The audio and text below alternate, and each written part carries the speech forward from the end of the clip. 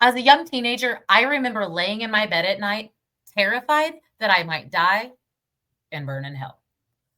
Here's the deal. I was like saved as a 5-year-old and then didn't go to church again until I was like 12. And all through my junior high and high school years, I sat in a youth group and, hearing from the regular preacher every Sunday morning things about being on watch, witnessing to others, making sure that your holiness and that like you're perfect and walking in God's ways. And it really was super, super traumatizing. I felt so responsible for everyone around me, much less myself. And it led to a lot of shame cycles and stuff. And I never really knew where it all came from. And then this week, Joseph and I were reading our Bible together and it all clicked. So Joseph, I know you've probably felt this way, but not as a kid. No, not as a kid. You know my story. Not everybody does. I didn't grow up in church. It really wasn't a thing that was talked about too much in our family. So I started following Jesus and met Jesus as mid-20s. I was already a dad. I was a husband. But I did get really kind of pulled into the purity movement that was going on at the time in kind of the early to mid 2000s. Where the true love waits ring over here, fully into Yeah, it, burn the music. obviously, the as a thing. married man, I didn't have the true love waits ring, although I wanted all of my daughters to wear them, even though my youngest at the time was like 5. It was really, really dumb. But what I did do, I got really caught up in, if you guys remember, the church got really, really mad at Harry Potter. Yeah, I'm gonna go ahead and confess I was one of those guys. My kids didn't watch Harry Potter. We boycotted the movies. We didn't buy any of that merchandise. We avoided all of that witchcraft nonsense. Yeah. And did that come from your training as a pastor, like what you'd been taught? It was a byproduct of that. So that the environment of the church at the time was, there's this whole host of things that are the world's that we don't do, we don't talk about, we don't go anywhere near. And more important, we used that to control other people. So that reading you're talking about that we did this week, Ezekiel 33 and 34. This is where watchman theory comes from, or watchman theology comes from, which I didn't know was a thing until, again, this week and researching this. So can you like just briefly break down for us, like what was going on up in the area at that time? And then let's talk a bit about like what that watchman theory is. Yes. So really, really short background and a little bit of context here. Israel had just had the pants kicked off of them by a people called Babylon, a close country called Babylon. Their king had been hauled off. They're living in isolation and exile. Exile is the word that we're looking for here. They've been actually taken away to a foreign land.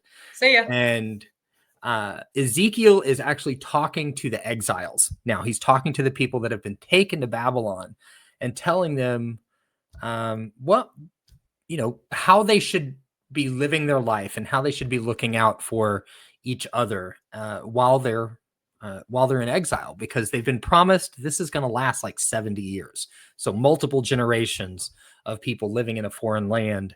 And he's both bringing some warnings, but also bringing some hope. So that's kind of what's going on at the time. This is about 600, just under 600 years before Jesus. So we're talking 2,500 years ago or so.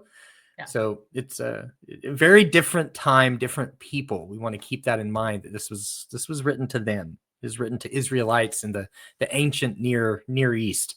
Yeah, it was written to the Israelites who knew how to live already. They knew their God. They knew like how to be, but they'd been kicked out, number one, to one place that was this huge power. And since they felt oppressed by them, they reached out to this other like little brother power, like, let's see if Egypt will help us. And then they began to take on the practices of those people, and they were trying to assimilate. And God's going through his prophets, he's going, yo, as a people, remember who you are. Remember you're set apart. Remember this is who you are. you're in this place, but not for long. He wasn't going like, hey, you individual over here, you're 7 years old. You better go over there and make sure your neighbor, by God, knows how to make her sacrifice work. I mean, it was such a different, Right. now that I know the Yes. context, it's such a different story than what I was hearing and being told as a young person. And obviously it bleeds over to adults because that's what you were Yeah. hearing even as a grown-up. Yeah. This So kind what of is watchman theory? Like there's even a term for it. So what is that right. even? Where'd that come So from? it's basically twofold. Okay. So in Ezekiel 33 and 34, the watchman theology or watchman theory says that one, it's up to us to warn each other when we're doing wrong. So calling out the faults in other people. It's been used to do that on a massive scale. And the other is that we actually have a responsibility ourselves to do so, that it's on our heads if we know better and we don't share it, but it's on their heads if we share it and they don't really do what we say, which has been used. Think the guy on the corner with the bullhorn that's screaming about all your sins. It's that kind of compulsory witnessing that It's one like, is you've really been going to told, affect now them. burn I in mean, hell.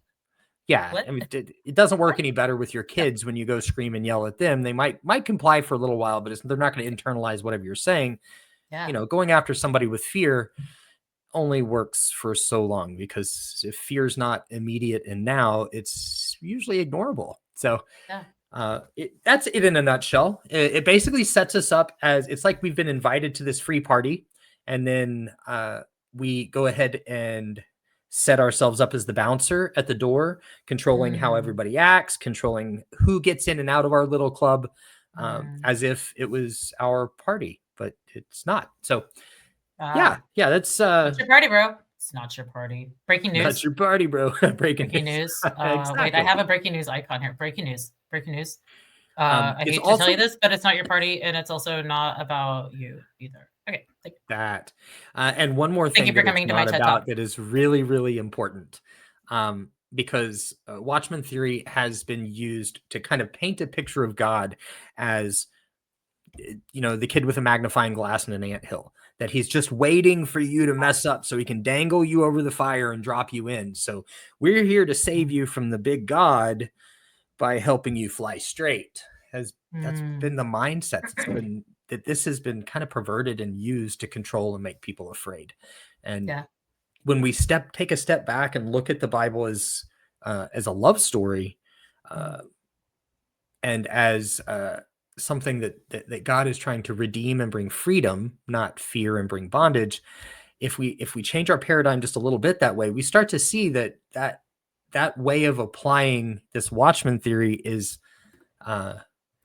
it's counter, right? It's maybe not the best use of our theology and abilities. So that's my thoughts. That's what I think about it. But I'm just one guy.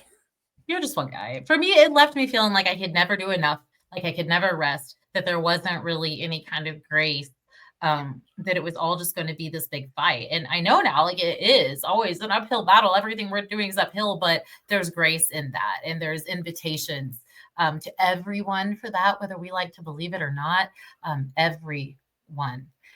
So I'm just curious, like, that really hit me like a ton of bricks, going, wow, this is really the reason I felt compelled to witness and run and be afraid and make sure I said exactly the right prayer and all of these rules, when really what this story was about was holding one another lovingly accountable, about peoples and generations and love and acceptance from a loving God that keep reading.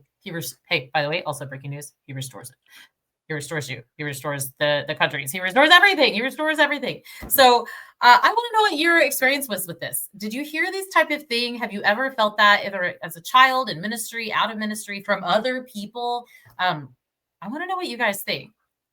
What's your take on it? Yeah, we want to know how you interpret Ezekiel 33 and 34 as well. We want to have this discussion with you, because we are one perspective and we're looking through one lens.